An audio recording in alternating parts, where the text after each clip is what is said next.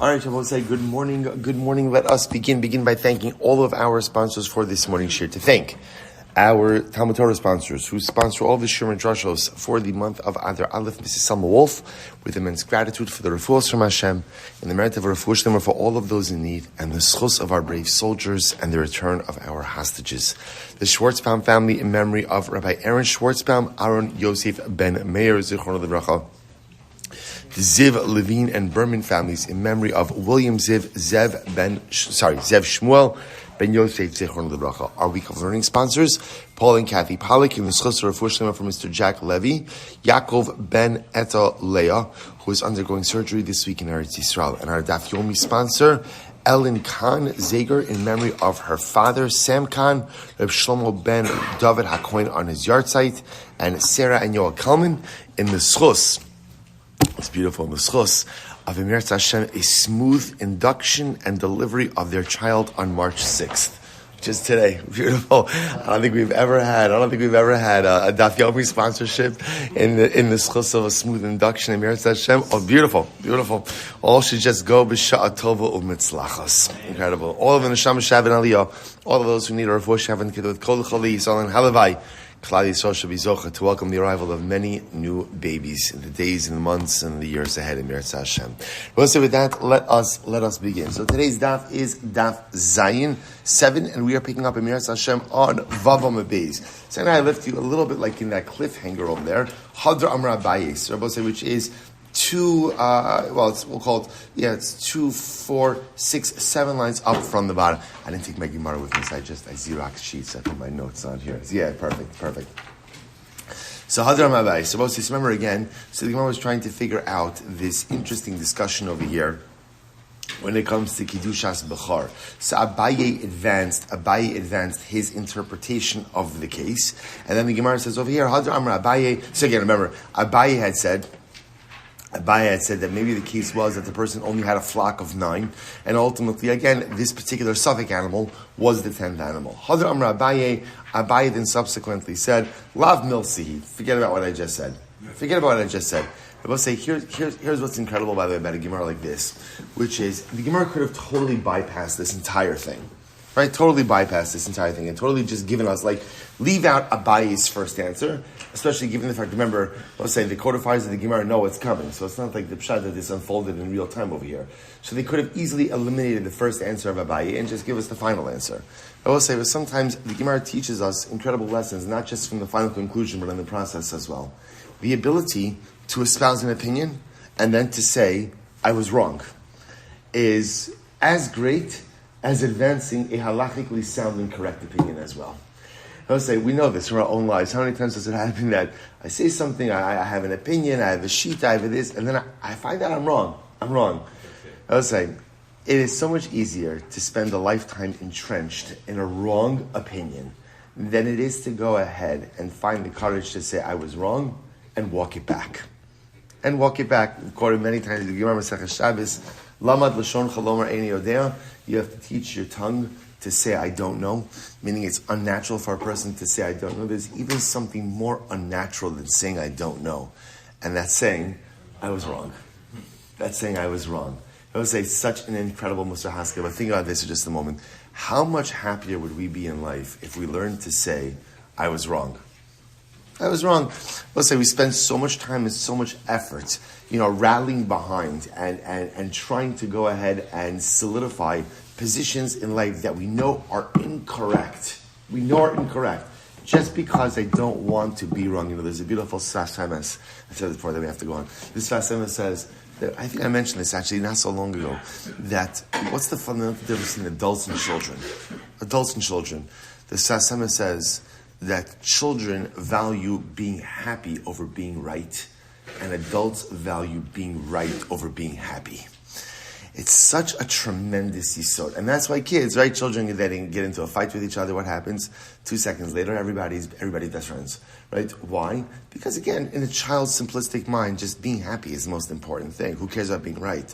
Adults are so fixated on being right that we'd rather be right at all costs, the cost of true MS, at the cost of true happiness. Sheliemah Dafka tells us, Abaye's first opinion. And then, by the way, I will say, the 3 most profound words in today's daf, Hadar Amar Abaye Lav Milsa. Lav Milsahi. We'll say underline that line 15 times. Highlight it. Bold it. Make it into a bumper sticker. We'll say that is life. That is the key to success in life. Hadar Amar Abaye. I thought about it a little bit more. That which I said, Lav Milsi. Forget about it. I was wrong. Simar says why? Simar says Darmi Sveka La Barisuri. Because we'll say when it comes to Meiser Behema, you can't have any svekas. This none. Kafas echa min aminuyin l'sochan kulam p'turim. So it's actually an interesting case. Let's say you tithe the flock. So remember again, how do you tithe animals? Keep them in the pen. You have the very small opening. 1, 2, 3, 4, 5, 6, 7, 8, 9. Then number 10 comes along. What do you do with number 10? A little paintbrush, right? A little paintbrush, Meiser Behema. I will say, now that means that all of the other 9 are tithed animals, right? So they're tithed. So they're good to go. They're good to go. They do not need anything else. So the Gemara says as follows: what happens if one of those jumped back into the pen? So it says here, an animal that was already tithed that jumped back into the pen. So all of the other animals are patur as well. So the Gemara says, I was saying that if you hold that a suffix animal does still require, is still tithable, so then ultimately again we should go ahead and tithe the mimanav shach. Because ultimately, if the animal that you choose is subject to Meiser Behema, then fantastic. Niftar b'minyan haroi. And if it's not a bar chiyuva, then it's been exempted with a proper counting. The Amar Rava, because Rava has said, minyan haroi. We'll say so. Minyan haroi means if an animal was part of a proper counting. Rashi, look at last Rashi. Minyan haroi poter hayelo yutlaim umana chamish umeis echa min she'in minuyin haminuyin peturin. Suppose this is actually a fascinating case. Imagine for a moment you have a flock of 10. I will say what happens. You count 1, 2, 3, 4, 5, and then let's say again number 6 dies. So we'll say, see, here's what's interesting. Obviously, you can't continue to tithe 7, 8, 9, and 10, right? Why not? You don't have a minion, right? In other words, you're lacking the requisite number. What about the first 5? Are they tithed? Because they were counted. Right? Remember, so again, just our same imagery. You have the pen, you have 10 animals. They're coming out. 1, 2, 3. So 1 through 5 come out. Number 6 dies in the pen. So now I know the process is halted. 7, 8, 9 have to become part of a new chevra. Right? That's for sure. What about 1, 2, 3, 4, 5? So we'll say, so the halach is, Rava says over, it's actually really interesting. Dama Rava, minyan haroi poter. If you are part of a proper counting, you're good. So here's what's fascinating, right? We'll say this actually could be good, like, you could bring this up, sometimes people are looking for small talk to make, So again, you ever hear of a case of where you could even patur animals from Meiser Behema without a full 10? The person will be like, no, tell me. Right? And you'll say, funny you should ask. Gemara, right? Metziah Daf Vav Amud Beis. So because 1, 2, 3, 4, and 5 were part of a proper minyan, therefore halacha l'maisa they're exempted. That's what it means when it says minyan haroi poter. If you are part of a proper Meiser Behema cohort, then ultimately again you are exempted. You are exempted going forward. Ella, we'll say Zainam Dalef. Ella, ma'is l'cholamimar.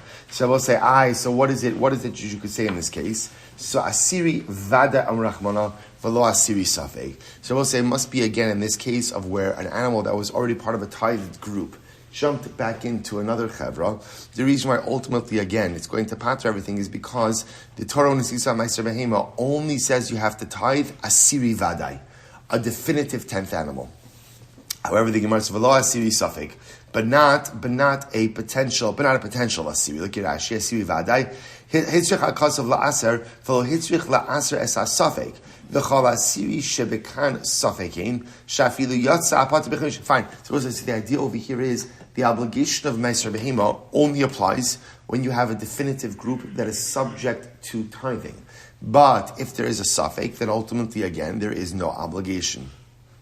My zchus. So Lavine said, so Ravine said to Ravina, what are the zchus? I was saying, remember, we said before, he's quoting over here the Gemara that said before, Hasvekos nichnasin ledir lehes aser, that suffix animals enter into the pen to be tithed. So Ravacha of Difti is saying to Ravina, which zchus are you talking about over there?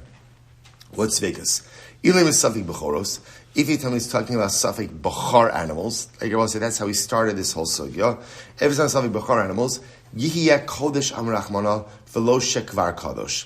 That can't be it, because we'll say the Torah over here is referring to Yihiyah Kodesh. Yihiyah Kodesh means animals. Well, remember again, I made this distinction in yesterday's daf between innate Kedusha and conferred Kedusha. So the pasuk over here that the Gemara is referencing is Yihiyah Kodesh is conferred Kedusha. Conferred Kedusha. So it can't be talking about Safik Bechar, because Bechar is innate Kedusha. Ella Safik Pidyon Peter Chamar. So it's actually interesting. We must be talking about a situation of a sheep that was separated. So you had a Safik Peter Chamar. So remember again, I will say donkey is the one non-kosher animal that is subject to Kedushas Bechar. So we must be talking about a case over here is you had a firstborn donkey, a Safik firstborn donkey. In other words, I'm not sure if it's a firstborn or not. So I redeemed it with a sheep. Safik Pidyon Peter Chamar. Rashi says over here, it's in the second short line in Rashi, Tala Shehifrish Shehufrash Al Safik Peter Chamar Shafiluhu Peter Chamar Vada Ein Batala Ein Batala Zeh Shalpiyam Mishun Kedusha. Fine. So the Gemara says, Rav Nachman Amar Ravua Yisra Shahayilo Asara Safik Pitre Chamar Besoch Beisa. So we'll listen to this case, and the Gemara is reflecting the view of Rav Nachman. What did Rav Nachman say? Let's say a Jew has 10 Safik firstborn donkeys. So I have 10 donkeys, and all of them are Safik Bechar donkeys. So what's the halacha? Mafrish alein asara sein umasran vehin shalom. So what do you do with them? You go out and you separate 10 sheep. I would say, but remember, you get to keep the sheep. Now I will say, now Rashi says over here, Lafkui isurayu b'mishrei ba'avoda. So I'll say, so now remember again, you get to keep those sheep. Why do you get to keep those sheep? This is the whole amotzi mechavero alav haraya thing. So that's what you do. So the Gemara therefore says, that's the case. So just to kind of bring full circle. So the Gemara said that if you have sveikos, right? If you have Safek animals, they are still tithable. What's the case of Safek animals that are still tithable? That's the case of where you have 10 Safek firstborn donkeys. What do you do with 10 Safek firstborn donkeys? You separate 10 sheep to redeem those donkeys. Now, who gets to keep those sheep? Me, the Yisrael. Why? If it's redeemed, so ultimately, again, doesn't it go to the Kohen? And the answer is, remember, it's Amotzi Mechaver Lavaraya. Right? So remember again, but because they're mine, therefore what? They're subject to tithing. And that's why the halach is you put them in the pen and ultimately you tithe them. Fine. So we'll say, now the Gemara says, by the way, my Havyala de Masusa. We'll say, do you remember how we got here? You're like, absolutely not, right? So let me tell you, remind you how you got here. We got here, I will say that, remember, we were talking about the case of, we started with the case of where one party, right, Reuven and Shimon walk into Beis Din and they're holding the cloak. And then remember again what happened? Reuven grabbed it from Shimon. So now I will say we had a machlokes in the Gemara. Does Beis Din extract the cloak from Reuven and give it back to Shimon, so to speak? In other words, do we essentially restore Shimon's chilik that he was holding on to when they walk into Beis Din, or not? So I will say. So then the follow-up shaila was, if you say that we do not restore Shimon's portion to him, Reuven grabbed it out of Shimon's hand. Okay, it's Reuven. That's it. The case is over. If we don't restore it, does Shimon have the ability to be makdish what was his part of the cloak? Remember that? That's what we're talking about. Right? So we'll say, so then essentially the shaila kind of morphed into, can you be makdish something that you don't have in your physical possession? The Gemara then led to a case of a bathhouse. Remember again, there were two guys fighting over a bathhouse. One called Reuven and Shimon. Shimon got so fed up that what did Shimon do? Shimon was makdish the bathhouse. And what did the Gemara say? There were Rabbanim who didn't use the bathhouse. So the Gemara wanted to use that as a proof that you see you could be makdish something that is, even if it's not in your physical possession. So the Gemara said, by the way, my Havi de Masusa, what is the bottom line in that case? Like, what was the resolution in that case? So the Gemara says, Tasha Dar Michi Raven, Hava Uvda Berav Chista Berafuna, Upashta Meha. So we'll say one time this situation came up, or a similar type of situation came up, and they resolved it based on the following idea. The Amr of Nachman, We'll say in general, whenever you can't extract money through Beis Din, hekdisho eno kadosh, then your consecration is ineffective. Which I will say, essentially, is another way of saying is, if you have a monetary claim, but there is no way to enforce that claim through a court of law, then you don't have the power to be makdish that item. Which makes sense. Why? Because essentially, what does that mean? You don't have any ownership over it. In other words, if you have a claim against something, but you have no mechanism of retrieval, right? No mechanism of collection, then you don't have ownership. And if you don't have ownership, you can't go ahead and be makdish it. Okay. And I was saying, what do you see from here? The Gemara says, but yet again, we can infer from this that if you could extract the money through a judicial process, then hikdisho kadosh. Then if you were to go ahead and consecrate it, then it would be consecrated. Afal gav de lo afke, even though what? You didn't extract it. In other words, we'll say, what the Gemara seems to be saying over here is, the ability to consecrate something is based on what? The potential to go ahead and extract this through a judicial process. Potential. But you need not have actually secured the item in order to go to make it hektish. What do you see from here? That you can make something hektish even though it's not in your physical possession. Incredible. Is that true? Remember again, we had this case, remember Baba Kama. If ultimately Reuven steals an object from Shimon, but Shimon didn't have Yehosh, Shimon didn't give up retrieving the object, neither has the ability to consecrate the item. So ultimately Shimon can't do it. Why? Because he's a thief. It's not his. And Reuven can't do it, even though Reuven is the titular owner, but Lamaisa, again, the object is not in his possession. Someone say, what do you see from there? You see from there that you can't be makdish an object that is not in your possession. You can't manage. Now, again, I just want to be clear, just to clarify this before we get to the punchline. Let's say, so the Gemara is the question, obviously, if I own an object, and I want to be makdish it, of course I'm makdish it, even if I'm not physically holding it, right? You understand? That's not the Gemara Shiloh over here. The Gemara Shiloh over here is when there is contested ownership, and one party has physical possession and one party doesn't have physical possession. Does the party that is claiming ownership but doesn't have physical possession have some ability to be makdish it? That's the Shiloh. So both say, so Gemara seems to indicate the answer to that is no. The answer to that is no. That halacha l'maisa, you can't be makdish something if you don't have physical ownership. But 1 second. So let's come full circle. So we'll say if that is indeed the case, that when there is an object of contested ownership, if you don't have physical possession, then ultimately, again, you do not have the ability to makdish it. So then let's go full circle to the bathhouse. So we'll say, so in the bathhouse, it was contested ownership. Shimon didn't have physical possession of it. So ultimately, again, how was he makdish it? Because remember, again, I will say, it seems to see that his hektish worked. Why does it seem that his hektish worked? Why? The rabbis didn't use it, right? The rabbanim didn't. They went to a different bath. To which the Gemara says, no. So I'll say, this is interesting. I don't know. For some reason, the Gemara's havamina, even though I didn't think this way. The Gemara says, you think we're just dealing like with a tub? Right? In other words, the Gemara says, you thought the machlokes was like with a bathtub. Mamish, like with a tub. With a tub. That's not the machlokes. I will say that's metaltalin. So rather, the Gemara says, no. We're dealing with a bathhouse. We're dealing with a structure. Karka. So I will say, see, here's the difference. I'll say, karka, remember, karka in general, karka is in an exelis, right? Karka can't be stolen. So therefore, I will say, any case of karka, where there is the process to secure it through a judicial process, is as if it's in the domain, ultimately, again, of the person claiming ownership. So interesting, in other words, disputed karka, because it's extant, and because karka itself can't be stolen, it's almost as if each of the litigants does have some level of possession over it. It's very, very interesting insight.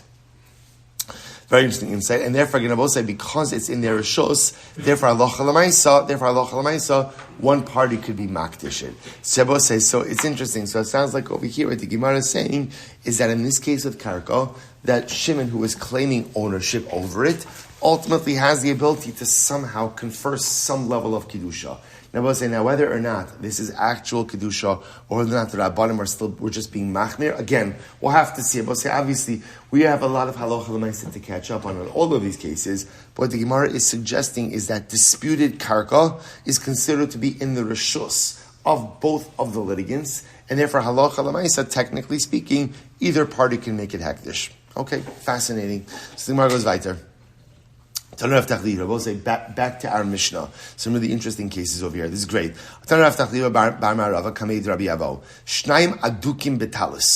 We'll say two people are holding a cloak. Same case, just different lashon. Two people are holding a cloak. Watch this. Interesting.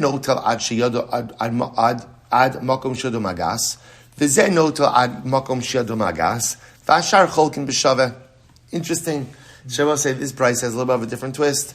Reuven and Shimon walk into Beis Din, both holding on to a cloak. So what does the Raisa say?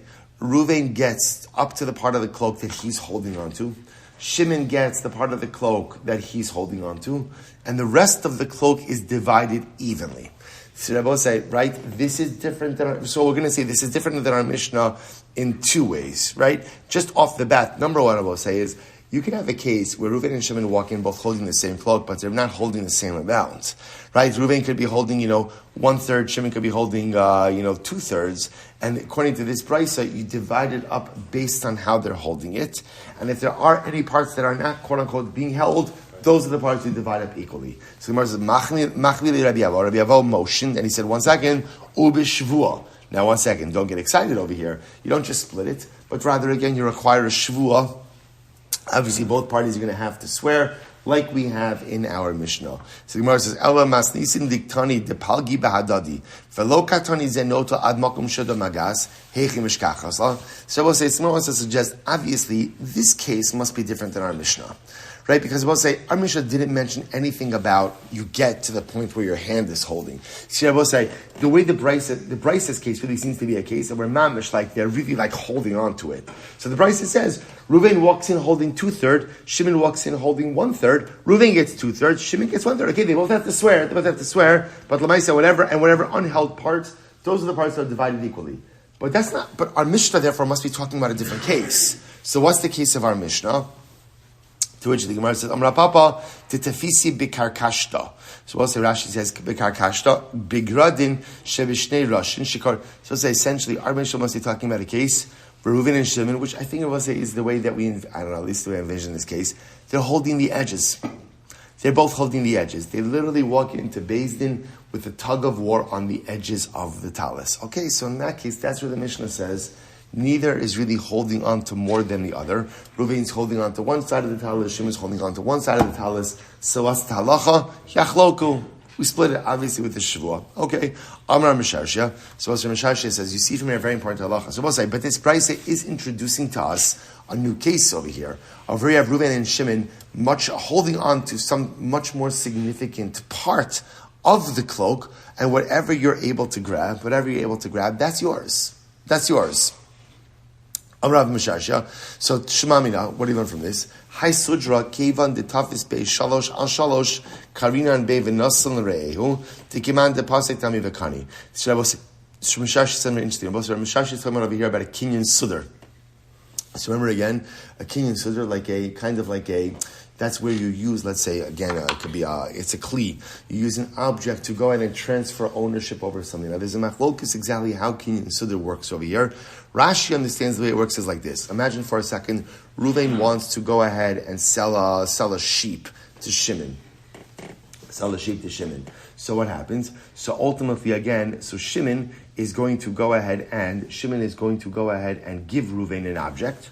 Reuven is going to lift up the object, and by lifting up the object, he transfers over ownership of the sheep to Shimon. Right? Kinyan Sudar. We do this at a chasana. We do it by mechiras chametz. Right? Kinyan Sudar. The reason I'm saying it's a machlokes is because I will say it's a machlokes as to whose kli is supposed to be used. Is it the kli kona or is it the kli makne? Okay, in any event, we'll just go with Rashi over here that it is the person ultimately acquiring the object. So Shimon gives a utensil ultimately again to Reuven. Reuven, so to speak, lifts up the object of Shimon, and Shimon acquires the object. Shimon acquires the sheep. Now the Gemara says over here that halacha l'maisa. Let's say Shimon, the buyer, is giving over Reuven, let's say a garment, a cloak. Once Reuven goes ahead and holds on to a 3 finger breadths by 3 finger breadths area of the cloak, that's it. The kinyan is done. He need not lift up or take possession of the entire part of the cloak. Once he lifts up a significant piece, it's as if almost we look at that significant piece as detached. I will say, what does this have to do with our Gemara? Because what did we just learn in the Brisa? What you're holding on to is what? Is yours. That's the way it works in halacha. Whatever you're holding on to, that ultimately, again, becomes yours. So Reuven and Shimon walk in. Reuven walks in holding 2/3. Shimon walks in holding 1/3. What Reuven's holding on to is his. What Shimon's holding on to is his. In the case of Kinyan Sudar, so again, the Reuven, once he takes a 3 by 3 piece of the cloak, it's as if, again, he's taking that piece of the cloak and the Kinyan is done. The Kinyan is done. So I say, by the way, a tremendous Musar Haskell on this also. You know, in life, the only thing that's yours is the stuff you hold on to. Meaning what? I always say, a lot of times in life we have such beautiful goals and dreams and aspirations. And goals, dreams, and aspirations are fantastic. They're absolutely beautiful. That's the fuel. That's the fuel for accomplishment. But Lamaisa, the only thing that's yours are the things you hold on to. The only thing that are yours are your maisim, are your actions. Dreams, aspirations, wants, machshavas, all beautiful. But Lamaisa, those are parech ba'avir. It's like floating in the air. Only the actions you do, the things you produce, those are the things that you hold on to, and it's only the things that you hold on to that are truly yours. Such an incredible yisod. The Gemara goes weiter. The Gemara says, umayshno midrat chista. Why is it different in the case of chista? What of chista? It's great. Tamar chista, get biyado u'mashiach aliyah. Remember from our Gittin days, right? Reuven's giving a get to his wife Rachel. He gives her a document, but he has a string. Literally, there are strings attached. Literally. Right? So he's going ahead and he has a string attached to the get. So we'll say, if he has the ability to go ahead and literally yank it back, then she's not divorced. But if he can't yank it back, she is divorced. But we'll say, the Gemara's unasked questions, but I don't understand. You just told me that once you hold on to something, it's yours. Who cares if he can pull it back or not? So once she holds that get in her hands, so finished, done. To which the Gemara says, Hasam krisos ba'inan v'leka. But I say, don't bring in get. Get is something totally different. Get has to be a krisos. The difference with get is that a get has to be a document that fundamentally, totally, completely, and wholly divides and dissolves the marital union. If he could yank back that document, that means that there is still a connection. Hacha nesina ba'inan v'ha'ika. In our cases, we'll say all you need is quote unquote a conveyance. Is giving over, and that's accomplishment. I will say really fascinating. Amar Rava. We'll say first wide line, great case here. If it was a golden talus, we split it between Reuben and Shimon. So the Gemara says, okay, pshita, fine. Who cares what the cloak is made of? The halakha is going to be the same. No. Both say, what's the case? The case, if you can imagine, is it was a cloak that had, let's say, some gold thread running through the middle. So the Gemara is teaching us, we split that middle gold thread. To which the Gemara says, Hanami pshita. Okay, we got it. Cholkin. To which the Gemara says this. Lotzvicha, the mikra of legabe dechad. Shabbos said, this is interesting. The Gemara says, no, what's the case? The case is where the gold part, Shabbos say, imagine the following case. Remember, now we have two models. Model number one is, I'm going to go out of order. Model number one is the Brisa, where Reuven walks in holding 2/3 and Shimon walks in holding 1/3. Okay, everybody gets what they're holding. Model two, which is our Mishnah, is Reuven's holding onto one edge of the garment and Shimon's holding onto the other edge of the garment. What's the halakha over there? Yachaluk, we split it. So we'll say, imagine for a moment, now again, when we split it, obviously we're talking like down the middle, 50%. Imagine, Abosai, if there is a column of gold thread, but it happens to be that the column of gold thread is not midpoint on the garment, it's more towards Reuven. So now Reuven's like, absolutely, split that bad boy down the middle, right? Absolutely, right? Go ahead, split it, right? Yes, I'm all for pshara. I'm a man of shalom, right? Split it, right? So let's say, so again, you might have thought, well, look, that's how you split it, and he gets the gold part.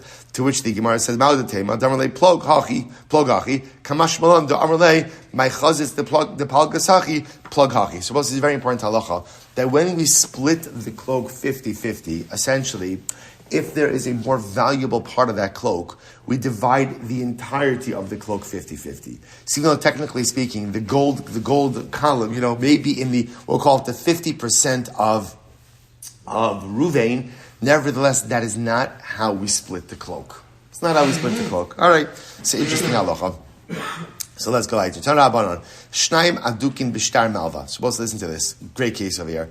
Two people, Reuven and Shimon, are holding on to a loan document. So we'll say, so just to be clear, the loan document says that Reuven lent Shimon $1,000. So Shnaim adukin b'shtar malva. So Shnaim adukin b'shtar malva omer sheli Reuven nafal mimeni. Right? Umasasif. So Reuven the lender. Now both say. Now remember again, just how does the loan work? Reuven lends $1,000 to Shimon. Reuven has a document. That document is the vehicle of connection. The vehicle of connection. So let's say, so now what happens afterwards? That's the vehicle of connection. So now afterwards, after Shimon pays back the document is given to Shimon, and Shimon is able to keep it as a form of receipt. Right? That way, again, you don't want the lender being able to collect multiple times. So we'll say, so now watch this case. So now, Reuven and Shimon walk into Beis Din, both clutching the loan document. Okay? So watch this. So Reuven says, I lost it, and I found it. Baruch Hashem, I lost it, I never collected the loan, I lost it, and then I found the document. Right? Shimon the borrower says, no. So say, so now here's what's interesting. The borrower, Shimon, is not disputing the loan. He's like, yeah, I borrowed money from you, but I paid you back. And the document was mine. In other words, I had the document as a form of receipt. So what do? So the Gemara will say, so here we have a major machlokas, multi-machlokas. So Yiskayim hashtar b'chasam diber Rebbe. So we'll say, Rebbe says, we uphold the shtar. In other words, we establish the validity of the shtar through the signatures. Rashi says, so we'll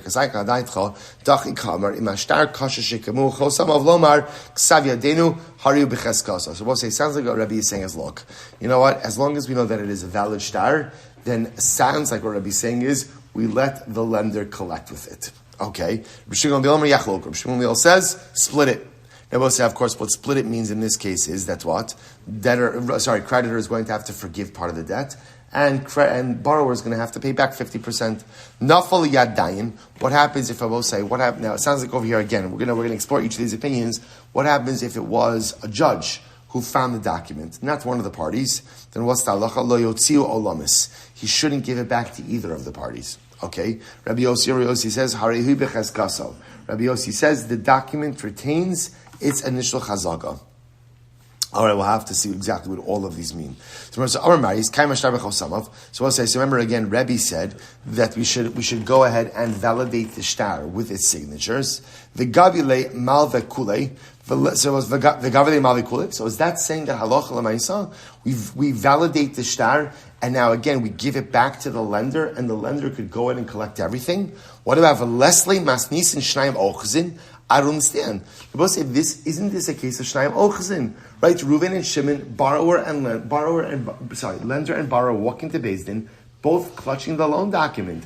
Lender says, Kula Shali, I'm owed the money. Right? Borrower says, Kula Shali, I paid back the money. And you both say, isn't this the Mishnah Yachloku? Yet, Rebbe seems to be saying, no, let's establish the validity of the shtar, give it back to the creditor, and he could collect with it. What's going on? No.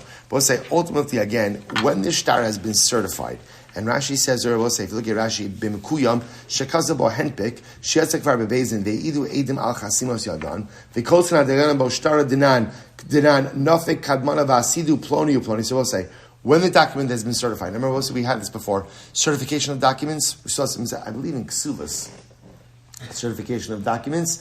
So let's say, so remember again, Beis Din would write the certification of the handpick on the document itself. So the Gemara says over here, so Rav Sidim Rav Nachman, when the document is certified, everyone agrees, split it. Ki pligi, where do we have machlokes? B'shein mekuyam, but the document is not certified. Rebbe says, Modeh b'shtar shekas v'tzarach l'kaimo. Rebbe holds that even ultimately, again, when all the parties agree that the loan took place, still there has to be a kiyum, right? The document has to be certified. V'mekuyim le polig. So if the document is certified, we'll split it. Yachloku k'shtayim ochsin. V'lo mekuyim le. But if the document is not certified, lo polig. We're not going to split anything. Why? My taima chaspa ba'almahu. Wow. So we'll say, Rebbe essentially says that a loan document like this, we'll say in this kind of case, where again, creditor and borrower are fighting over it, Rebbe says like this: if halacha l'maisa, the document is certified, yachloku. If the document is not certified, garbage. It's a piece of clay. So the Gemara says, Man kamash. So the Gemara says, my timer chasab amru. The Gemara says, my man kamash lahayishtara lova hakamar priya. Because we'll say ultimately again, who is ascertaining the validity of this document? The borrower is saying that I borrowed it, but the borrower is also saying that halacha l'maisa, I paid it. So that is certification. Ultimately, again, this document is meaningless. Reb Shmuel Silber, modeh b'shtar shekasfo, ein tzarich l'kaimo. Reb Shmuel says, no. If all the parties agree that the loan took place, certification is unnecessary. Shmuel says, therefore, because both of the parties are agreeing that the transaction took place, we don't need certification. Because we don't need certification, when both of them walk into base and holding on to this document, what do? Split it. Yachloku. Shmuel say this is just the case of Shnayim Ochsa V'Talis. They will say, what about the statement that said that if the document was found by a dayan, we don't go ahead and give it to anyone? So we'll say, Zayin with base. Ma'ishna liyad dayan. So we'll say, what does it mean? It's coming into the hand of a dayan. What does that mean? So the Gemara says, in other words, we'll say, what the Gemara is bothered by is, what does it matter if I fell into the... See, I understand the logic. We'll say, what's the logic? If someone else finds this document, you can't give it to Reuven or to Shimon, right? Why not? Because you may be allowing for erroneous collection or negation of the debt. So, but why does the Brisa frame it as if the dayan finds it? It's if any person finds it. So the Gemara says, Amarava Hakikam, as it means to say, V'acher shematza shtar shenafal liyad dayan. So I will say, so what's the case? So it's interesting. So if ultimately, again, if someone found this document after it had fallen into the hands of a dayan, I will say, what does it mean it fall into the hands of a dayan? It was certified. Rashi says over here, Shematza shtar shenafal kvar liyad dayan umaynihu hach nefila dichsiv behenpik. So we'll say, so this is what it means to say. Rav wants to say like this: if someone, a regular person, found a certified document, then I will say, what's the halacha? He shouldn't give it back to either of the parties. So it's not that the dayan is finding it. But in other words, a regular guy is finding a document that, so to speak, fell into the hands of a dayan. Meaning, I'm walking down the street, I find a certified loan document that says Reuven lent $1,000 to Shimon. So what's the halacha? The Gemara says, Lo yotzi olamis. Don't go ahead and give it back to either party. So the Gemara says, Lo yotzi olamis. Everybody say, now what's the logic? Because remember, again, if you give it back to the borrower, you may be empowering him to collect a second time. And then if you give it back to the borrower, you may be allowing him to totally skip out on repayment. The Gemara says, "V'lo buy lo kasa behenpik." And we'll say, it goes without saying that, obviously, if you find a loan document that is not certified, of course you don't give it back to either party. Why? If you find an uncertified loan document, you certainly don't give it back to either party. Why? We'll say, why? It's fascinating. Why? Because we'll say maybe it was never used. Sometimes people write up shtaros in anticipation of a transaction that's going to occur, and maybe even they sign it, but the transaction never actually occurs. So if it's uncertified, you certainly don't give it back to either party. The chiddush is, we'll say, afilu kasa behenpek demekuyam lo yachzer dechashin lepiron. We'll say the chiddush over here is, if somebody finds a certified loan document, you still don't give it back to either party, because again, we'll say we really don't know what's happened over here, and we're concerned that maybe, we'll say, remember, what we're concerned about over here is that maybe the borrower really paid back the loan already, and if you give it back to the creditor, he's going to be able to go ahead and double dip. Rabbi Yossi says, "Harei hu b'chaskaso v'lo chashina lepiron." Rabbi Yossi says, if you have a loan document, especially like a certified loan document, we're not choshish that the loan was paid up, and again, the shtar retains its chazaka as an unpaid loan. So the Gemara says, really? V'lo chayish Rabbi Yossi lepiron? Rabbi Yossi is never choshish that maybe a document that maybe your loan has been paid off. Tanya, listen to this. So I'll say, interesting case here. Let's say, right, Reuven's married to Rachel, and I'm walking in the shuk, and I find Rachel's ksuva in the shuk. I find it in the shuk. So we'll say, what's the halacha? Bizman shabal modi yachzer liisha. When the husband in Metziah, that's my wife's ksuva and or ksuva, so give it back to Rachel. Ena bal modi lo yachzer lo lazeh v'lo lazeh. But if the bal is not mod, if the bal doesn't admit, and we're going to define the parameters in this in just a moment. Right? So we'll say, so in other words, if the husband doesn't admit. Now, husband doesn't admit, Rashi says over here, is he claims, I paid the ksuva, and I lost the document. That document ultimately, again, was my receipt. Then we don't give it back to either party. Lo lezev, lo lezev. Yossi says, no. Oda tachas baila, yachzer liisha. So we'll say, if Reuven and Rachel are a married couple, you give the ksuva back to Rachel. Right? What's the shayla? What's the shayla? What is the shayla? So the Gemara says, Nis'amla o nisgarsha, lo yachzer, lo lazeh, v'lo lazeh. I'll say, but again, if Rachel was widowed or divorced, then you can't give it back to either party. Why not? I'll say, what are we concerned about? We're concerned that maybe Reuven already paid the ksuva, or his estate already paid the ksuva, and if you give it back to Rachel, she's going to go and try to collect again. So I'll say, what do you see from here? Rabbi Yossi is contradicting himself. So in the loan document case, Rabbi Yossi says, if you find a loan document, a certified loan document, let's assume it's certified, then halacha l'maisa, the shtar has its chazaka. We assume that Shimon has not paid back his debt, and therefore give the document back to Reuven. Yet over here by the ksuva case, if halacha l'maisa Rachel was widowed or divorced, we don't give the ksuva back to Rachel because we're concerned that maybe what?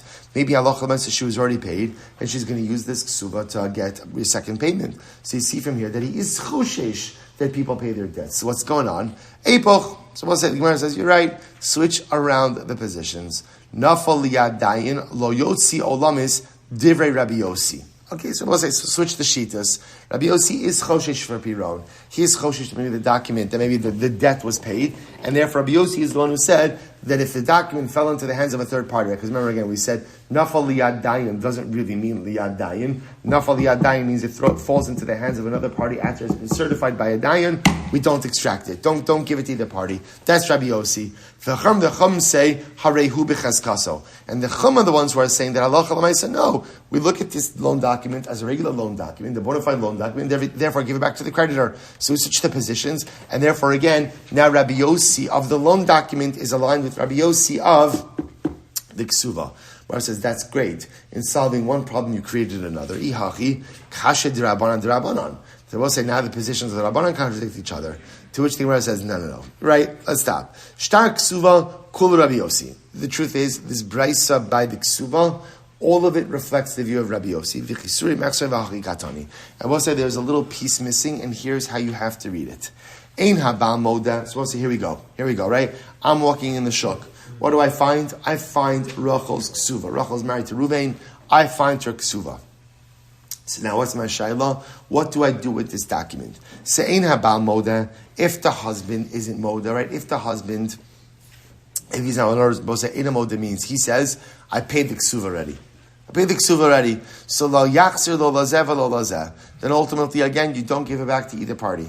So when is that so? Shenis amrla onis garsha. I will say, again, that's when what? Rachel's divorced or widowed. Right? Now, what's the logic in that? The logic in that is, that would have been an occurrence in which it's possible that Reuven's claim is true, or the estate's claim is true. Because again, upon death or divorce, there is a ksuva that comes due. So now, if I'm walking in the shuk, and I find Rachel's ksuva, and now what happens? Let's say Reuven claims, I paid it, that's my ksuva, give it back to me, that's my receipt, because we divorced, and I paid her the money. So what's halacha? We don't give it back to either party, because we don't know what the story is over here. Aval, Oda tachas baila, yachzer the isha. But I will say, but if halacha l'maisa, they're still married, right? Reuven and Rachel are married, then of course you give the ksuva back to Rachel. Why? Rabbi Yossi Omer Oda Tachas Baila Yachzer Isha. Rabbi Yossi holds that when they are married, so I'll say there is no reason not to give the ksuva back to the woman. Nis'arla onis garsha lo yachzer lo lazeh v'lo lazeh. But again, if she's divorced or widowed, then Rabbi said then there is the possibility that maybe the ksuva was repaid, but maybe it wasn't. Therefore, you can't give the document back to either of the parties. Okay? Rav Papa says, no. The Olam lo seifoch. Rav Papa says, do not switch around the shitas by ksuva in order to align them with in order to align them with the loan document. Why? We'll say, watch this. Rabbi Yossi Divren Rabbanan Kamalu. Rabbi Yossi is actually addressing himself to the position of the Rabbanon. How so? Lididi, according to Rabbi Yossi, is like this. Lididi, according to me, I feel in this Armala on his Garshan, Namilo Chashin Lapiron. So Rabbi Yossi is like this. As far as I'm concerned, generally Rabbi Yossi will say, is not Choshesh that people paid up their debts. It's actually interesting. Rabbi Yossi operates with the assumption people don't pay their debts. So therefore, again, halacha l'maisa, you find the loan document, right? The chazaka is borrower did not pay it, because we'll say also there's something deeper involved in this. If you paid your debt, you are going to guard that document with your life, or you're going to destroy it, right? There's no need, right? There's no need. Oh, I remember the good old days when I owed people money, right? Or there's no keepsake over there, right? So Rabbi Yosef will say the chazaka is if there's an extant shtar, that must mean that the creditor is owed money. Same thing with the ksuva. Right? If there's an extent, if husband got that ksuva, if he really paid it, and ultimately again, he got it, tear it up, destroy it, or watch it like a hawk. So if you're finding it, the chazaka is that Allah l'maisa, that belongs to the woman. So that's the position of Rabbi Yossi through and through. So over here, Rabbi Yossi is addressing himself to the Rabbanon. He says like this. So Rabbi Yossi says like this. As far as I'm concerned, even if Rachel is divorced or widowed, I give the ksuva back to her. Because we do not assume that the debt has been paid. Okay? However, listen to this. Rabbi Yossi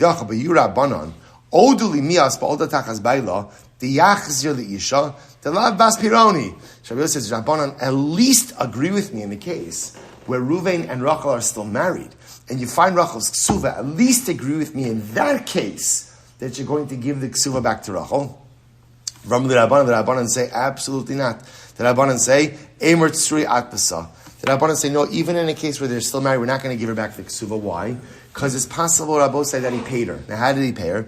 So Rabbo say, technically speaking, what a husband could do is, he could go ahead and give her, let's say the ksuva is worth $30,000. So as I say, he gives her $30,000. He gives her 2 briefcases, right, filled with cash. Here's your ksuva.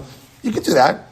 You really could do that. Actually, again, he essentially will say if he wanted to lift the lien against other property. So the Rabbanan will say, we're concerned that maybe even though, again, they're still married, maybe he gave her money. To which he was Lavine says, no. In reality, switch around the earlier case. Interesting. So maybe the logic of the Rabbanon over here is that we are concerned that maybe there are 2 ksuvas. In other words, for Rabbi Yossi, l'shtei ksuvas lo chayshinan. Rabbi Yossi will say that Allah l'maisa, we're not choshesh for the possibility ultimately of 2 ksuvas. Rabbi Yossi will stop over here for today. We're not finished with this yet. There's still much more to do. I'll say, but again, incredible daf. And again, tomorrow we'll link back these cases in Eretz Hashem into our Mishnah as well. Shkoyach. All right, Chevron Zoom. Shkoyach, everyone. Have a great day.